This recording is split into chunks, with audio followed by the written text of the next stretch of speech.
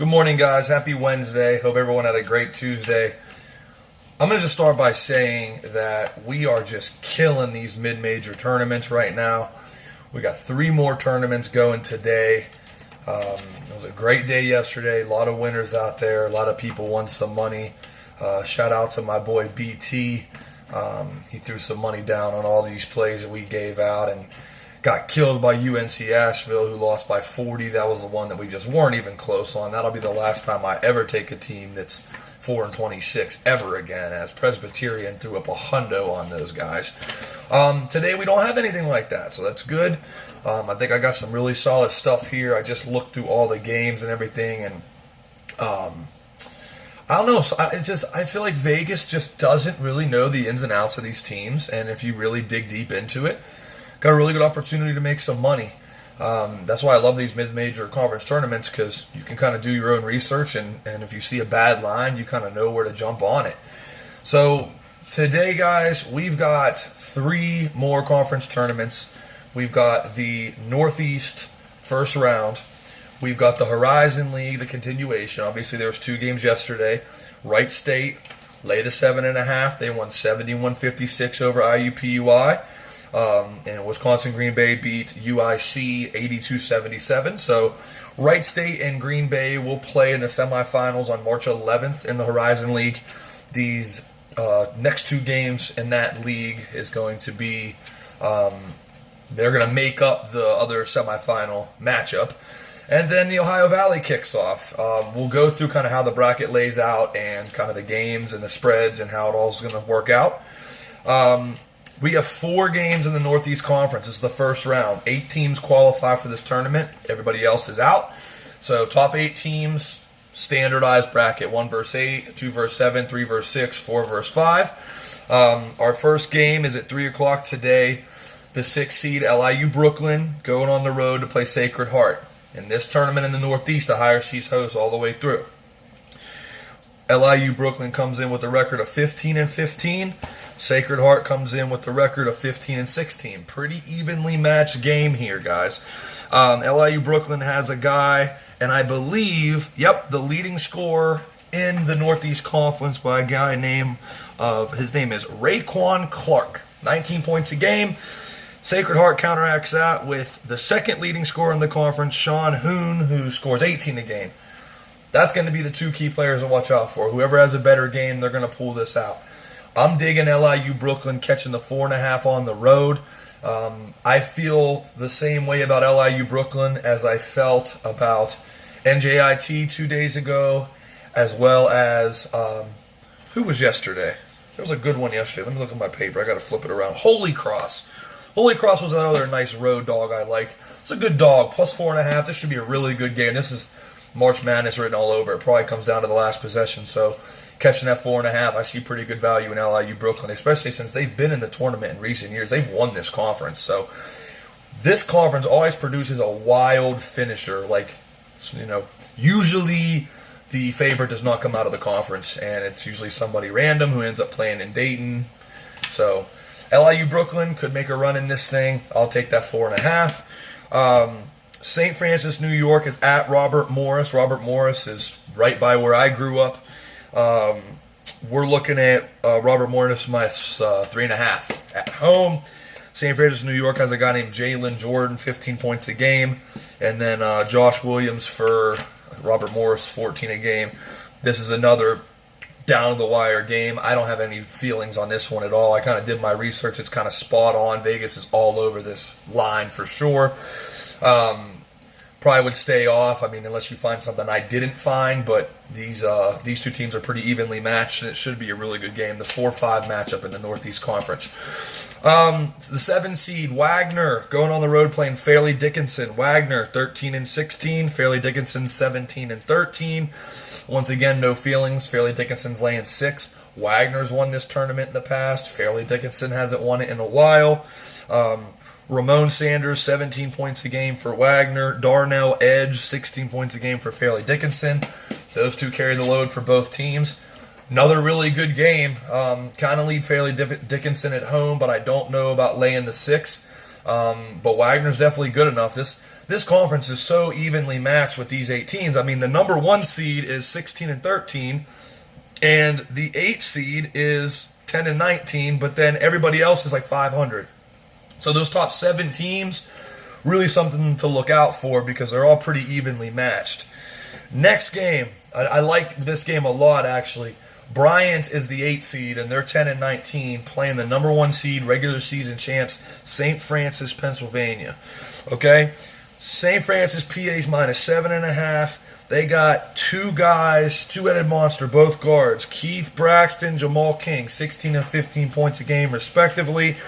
And Bryant has Adam Grant, 16 a game, one-man show. Bryant, 10-19, obviously not very good. Going on the road, tough spot. I think it's a bad line. This reminds me identical of the Wright State game yesterday when they were laying 7.5 and they won by 15. I think this is a double-digit game all day. The number 1 seed, St. Francis, PA, will take care of business at home. I like laying that 7.5 against Bryant. I think they come out and really play well in front of their home crowd. Now, the Northeast Conference, very small gyms. So it's going to be loud. It's going to be rocking for these guys. And I'm really digging St. Francis, PA to just blow Bryant out and get him out of this tournament. Because, like I said, the parity from 1 to 7 is great, but then you got a 10-19 club joining there. Not a huge fan. We move on to the Horizon League. Like I said yesterday, we had Wright State and Wisconsin Green Bay move on. That's one semifinal. The winner of these 2 games playing the other semifinal on March 11th. So after today, they get a few days of rest. First game's number 7 Detroit Mercy at number 2 Northern Kentucky. I'm a big Northern Kentucky guy, man. They're very well balanced. They're led by Drew McDonald, 19 points a game. Detroit Mercy has not only the leading scorer in the conference, but a top 5 scorer in the nation. Antoine Davis averages 26 points a game. But they're a one-man show. Northern Kentucky, way more balanced. Like I said, Detroit Mercy is 11-19. Northern Kentucky's 23-8. Way more solid across the board, way more well-balanced. They'll control the tempo of this game. They'll get Antoine Davis out of his rhythm. I mean, he's only one man. You know, when you're playing against a group of studs like Northern Kentucky has, it's really hard to get a rhythm whenever you got multiple guys that can score for Northern Kentucky and one guy that does all the scoring for Detroit Mercy. Line on this is Northern Kentucky -12.5. And I'm digging it. I think it's a double-digit win, maybe close to 20 potentially. Northern Kentucky being at home in front of their home crowd, playing one of the weaker teams in the conference in this quarterfinal. I look for Northern Kentucky to not only win and move on, but to also cover that 12.5. Next game, Youngstown State at Oakland. Youngstown State, the 6th seed, 12-19. Similar record to Detroit Mercy, not so good. Oakland's 15-16, better than what the record indicates. They played Oakland and Northern Kentucky, the 1 and 2 seeds in this conference, very, very well this year. They've got a very balanced team. They got 2 guys that average 19 and 17 on their team. 2 guys that can really fill it up. Youngstown State's leading scorer only gets 14 a game, and everyone else is like 9-10 points. Oakland, once again, being at home, very, very tough place to play. Check that game out. They got a really nice looking court. I like the kind of the way that it's aligned. It's really nice. And Oakland, once again, 7.5, very similar to Wright State and very similar to St. Francis, PA earlier. I like for Oakland to take care of business against Youngstown State, get them out of the dance to set up Oakland versus Northern Kentucky in the semifinal. That'll be a great game. Look for Oakland to take care of business here. Ohio Valley first round, 2 games. This is a weird bracket on how this aligns. So I'm looking at this bracket right now. You got Morehead State, the 5 seed, playing SIU Edwardsville, the 8 seed. Then you got the 6 seed Eastern Illinois playing the 7 seed Tennessee Martin. In this conference, the 1 and 2 seeds, Belmont and Murray State, get double byes right into the semifinals. The 3 and 4 seeds, Jacksonville State and Austin Peay, they get a solo bye. So the winner of these 2 games play the winner of play Austin Peay and play Jacksonville State. Winner of those 2 games play Belmont and Murray State. This conference really hooks up their regular season champion. So we'll start with the 8-5 game. SIU Edwardsville at Morehead State. SIU Edwardsville 10-20 coming in. Morehead State 12-19. This is an absolute toss-up. They got Morehead State -6. Keep in mind, this isn't a higher seeds host game. This is on a neutral court. They are playing at the Ford Center in Evansville, Indiana, so it's a neutral site. So fans from all over are going to be there. It's not going to be playing on your campus or whatever. It's going to be a different feel, bigger gym, that sort of deal. This is a toss-up for me. Both teams got several guys that average double figures. This will be a real good game. Morehead State, obviously, you probably remember them from years past when they beat Louisville and knocked them out of the dance. Not the same team. I don't know if they cover 6, but SIU Edwardsville being 10-20, I just stay away from this. I'd take a look at it if I were you guys. See, maybe you can find something I can't find, but I got no love on this at all. I think it'll be a good game and be pretty close one way or the other. Then the last play of the night here is we're looking at Illinois State. Illinois State, the 6th seed, playing the 7th seed Tennessee Martin. Tennessee Martin's 11-18. Illinois State's 14-17. Tennessee Martin, very balanced. All 5 starters average double figures, led by Leonard Randall with 17 points a game. Eastern Illinois counteracts that. 3 guys out of their starting 5 average double figures, led by Josiah Wallace at 15 a game. They're also very balanced. This is going to be a fantastic basketball game between these two teams. Very evenly matched. Eastern Illinois, a little bit better record, catching the 1.5. I'm liking Eastern Illinois to take care of business here. Good dog.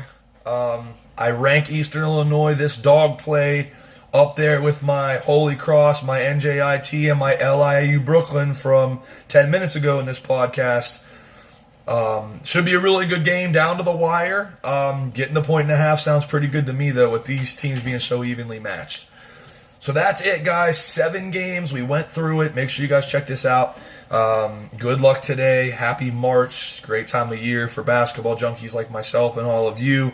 And I wish everyone the best of luck today. And great job. Do good at the books. Do good at your job. And be careful if you're out here in Vegas because it's pouring down the rain. It's been raining a lot lately. I don't know why. We're 12 minutes in. We're cutting this thing out. I'll talk to you guys tomorrow.